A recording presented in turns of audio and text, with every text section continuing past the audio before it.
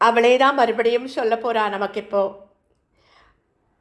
ரெண்டாவது குழந்தைய அவ கர்ப்பமாக இருக்கா. ரெண்டாவது குழந்தைக்கு கர்ப்பமாக இருக்கா அவ. அது 2008 அது.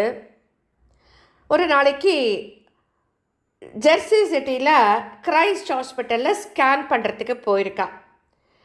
அப்போது டாக்டர்ஸ் எல்லாம் ஸ்கேன் பார்த்துட்டு என்ன சொல்கிறான்னா, திடுக்கிட்டு போயிடுறா. குழந்தைக்கு 2 கை இல்லைன்னு சொல்லிடுறாளாம். அவ்வளோதான். அதை கேட்டதும் நமக்கெல்லாம் எப்படி இருக்கும்? பரிதவிச்சு போயிட்டா அந்த குழந்தை.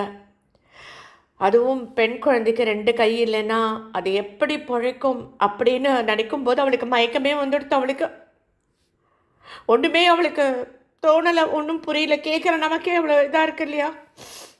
ஹாஸ்பிட்டல்லேருந்தே ஸ்ரீ குரு பாகியமாம்னு சொல்லிட்டு அழுதுண்டே தான் வரா.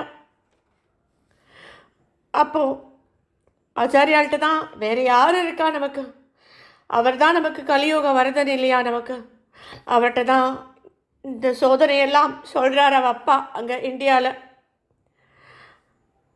குருநாதர் சொல்கிறார், ஆபத் பாந்தவர் இல்லையா அவர் சொல்கிறார்.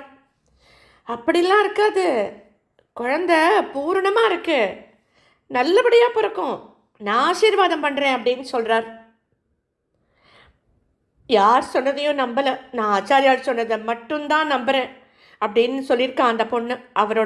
அவரோட வாக்கை மட்டும் நான் நம்பினேன், வேறு யாரையும் நான் நம்பலை.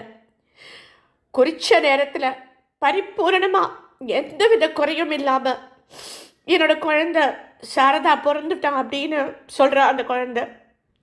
இது எப்படி சாத்தியம் அப்படின்னு எல்லாருக்குமே ஆச்சரியம்.